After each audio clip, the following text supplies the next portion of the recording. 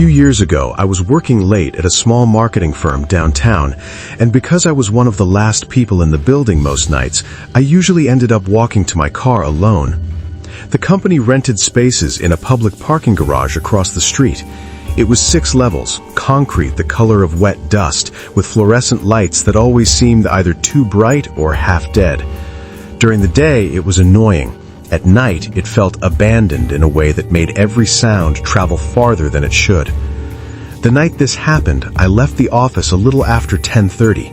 I remember checking the lobby clock because I was already annoyed with myself for staying that late. Outside, the street still had traffic, but the garage entrance sat just beyond the glow of the storefronts, and the second I stepped inside, it felt like the city dropped away behind me.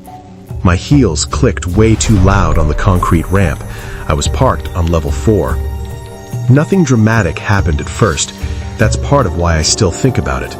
It started with a small detail that didn't fit. On level 2, I passed a silver sedan with the driver door open and the interior light on. No one was in it. The engine wasn't running. I slowed down for a second, just enough to notice a fast food cup tipped over on the ground beside it. Then I kept walking because it wasn't my problem and I didn't want to invent reasons to be nervous. By level 3, I could hear footsteps above me. I stopped. They stopped too. I told myself that was normal. Someone else was heading to their car. The structure echoed weirdly. Sound bounced around. So I started walking again, a little slower this time. A second later, I heard the same steps again. Not overhead now, behind me. I looked back down the ramp and saw no one.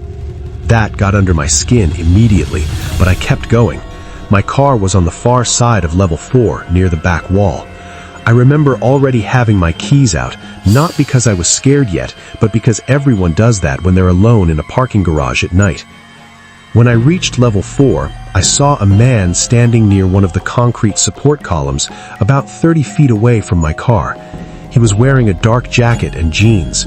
He wasn't on his phone. He wasn't walking anywhere. He was just standing there with one hand in his pocket, looking in my direction like he'd been waiting for something to come into view. I stopped without meaning to. He looked away the second I did, like he didn't want to get caught staring, and that should have made me feel better. It didn't. It made me worse, because it felt practiced. I turned around and walked back toward the stairwell door, pretending I'd forgotten something. I heard movement behind me, quick, like someone pushing off a wall. I didn't run, but every part of me wanted to. I got through the stairwell door and let it close hard behind me. I stood there listening. A second later, the handle pressed down. Not a violent shake, just a slow press, like someone testing whether it had latched. I backed down another flight and stayed still.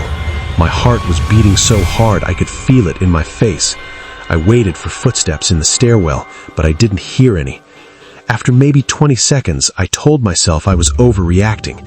Maybe it had been another person trying to enter. Maybe the guy upstairs had every right to be there. Maybe I was about to panic over nothing. Then my phone buzzed. It was a text from an unknown number. "You went the wrong way." I actually said, "What?" out loud. I remember that. I looked at the screen again, hoping I'd read it wrong, but I hadn't. No emojis, no name, no explanation, just that. For a second, my brain tried to make it make sense. Maybe a coworker was messing with me. Maybe someone from the office saw me. But no one from work had my number except a few people, and none of them would have been in that garage. And even if they were, the timing was impossible.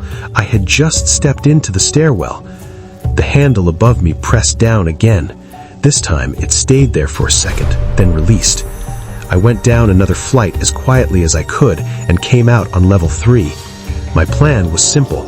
Get to the street, loop around, call security, maybe wait for someone to walk me up. But when I eased the door open to level 3, I saw the same silver sedan I'd passed earlier. The driver door was closed now, the interior light was off, and parked beside it was a dark SUV I was sure had not been there 10 minutes earlier. I closed the door again. At that point, it stopped feeling like anxiety and started feeling like a setup. I stayed in the stairwell and called garage security. It rang long enough that I thought no one was working. When someone finally answered, he sounded half asleep. I told him I thought someone was following me and that I was in the stairwell between levels 3 and 4. He told me to stay where I was and said he'd come up. The next 2 minutes felt longer than the entire rest of the night. I heard a car start somewhere below me, then another, then quiet again. Then, very faintly, footsteps descending the stairwell from above. Slow, unhurried. I went down another flight, gripping my keys so hard the edges hurt my palm. The footsteps kept coming, always one level above, never rushing, never calling out. Then my phone buzzed again. Almost there. I didn't wait anymore. I ran. I shoved through the level 2 door and sprinted toward the security booth near the elevator lobby. The booth light was on, but it was empty. That nearly broke me. I hit the glass with the flat of my hand and looked around so fast I got dizzy. Then I heard a voice behind me say, "Ma'am?" I spun around and nearly collapsed. It was the security guard, older guy, heavyset, holding a coffee cup and looking confused. I started talking so fast I could barely get the words out. He took me back to the booth, locked it, and called the police.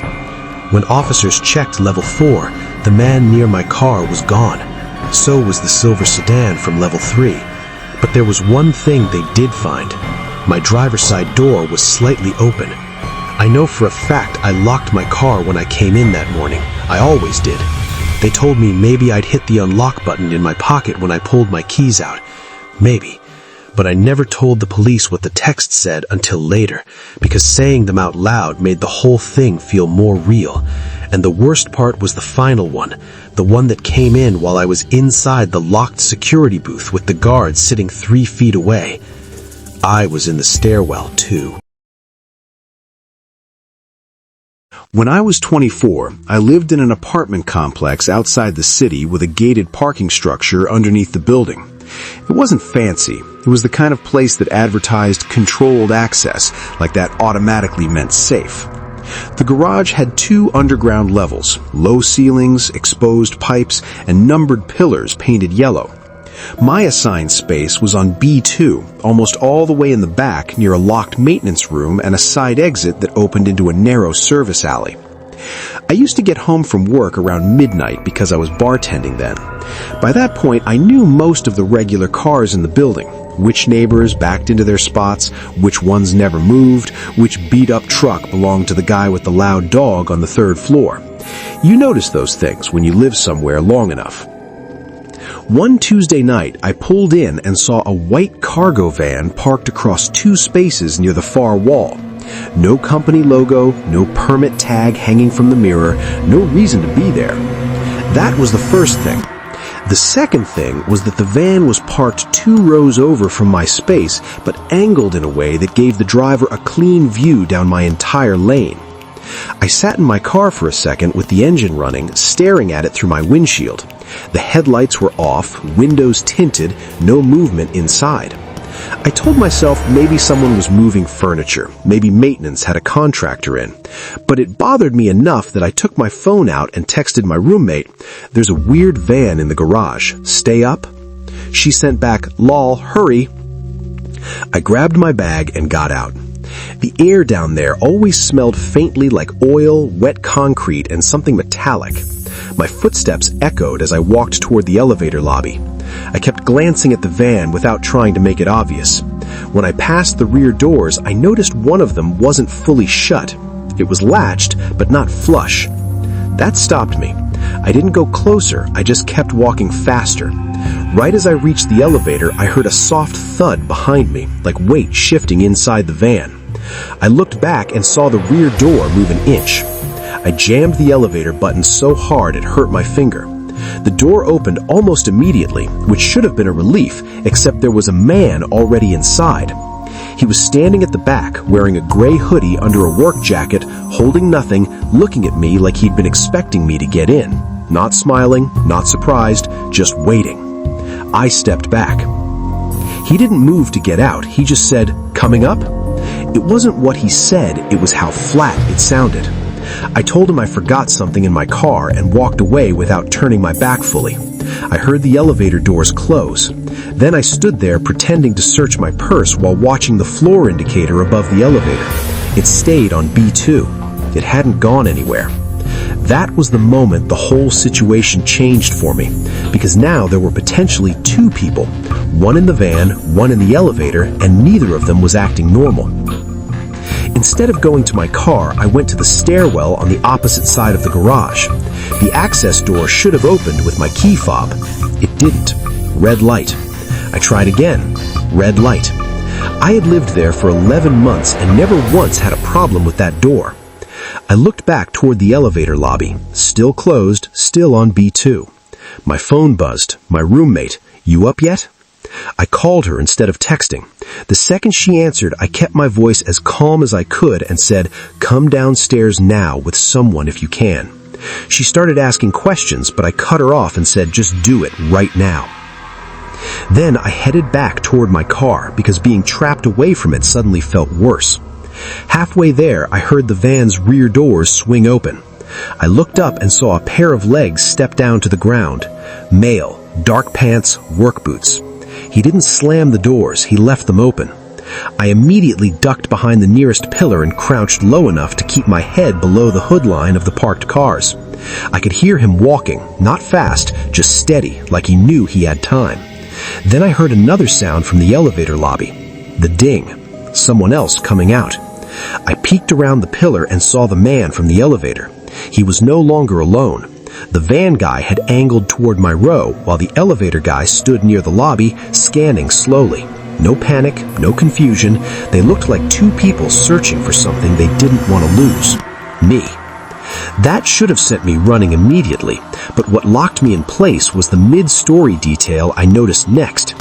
The elevator guy leaned down and picked something off the ground near where I'd first stood. My hair tie. I had dropped it when I faked searching my purse. He held it up for a second, then slipped it into his pocket. That tiny motion felt more intimate and more threatening than anything that night. I crawled between two parked cars to the next row, then moved bent over until I reached my sedan. My hands were shaking so hard I almost dropped the keys. I got in, hit the lock, and ducked down below the window line. I should have started the car immediately. Instead, I froze when I saw movement in my rearview mirror. The van guy was standing at the end of the row, looking directly at my car. Not because he could definitely see me, the windows were dark enough for that. He was looking because he knew. My phone lit up with my roommate's name. I answered in a whisper. She said she was in the lobby upstairs with two neighbors and calling 911. I told her not to come down. While I was saying it, something touched my driver's side window. Knuckles. One soft tap, then another. I turned my head slowly. The elevator guy was crouched beside my car, face level with the glass, trying to look in. His expression was blank, almost bored. I started the engine fast, so I barely remembered doing it. The sound must have startled him because he stood up and backed away. I threw the car into reverse, almost clipped the pillar behind me, then shot toward the exit ramp. In the headlights, I saw the van guy move to the side, but not enough. I had to swerve around him, and for a second he put one hand flat on my hood when I passed. That handprint stayed there until the next day. Police came. They checked the garage footage. That part still bothers me because it should have been simple. But the camera covering my row had gone out sometime earlier that evening. The garage entrance camera showed the white van entering at 11:43 p.m. with a plate that turned out to be stolen. It never captured the faces clearly enough to identify either man. And the elevator camera had a blind spot right at the back corner where the man had been standing when the doors opened. Management changed the locks a week later because someone discovered the B2 stairwell access panel had been tampered with. I moved out 2 months after that. The last thing that kept me from dismissing it as an attempted robbery was something the police returned to me later. They found my hair tie on the garage floor near my parking spot after the scene was cleared. Same color, same brand, but not mine. Mine was still in the pocket of the jacket I had worn that night.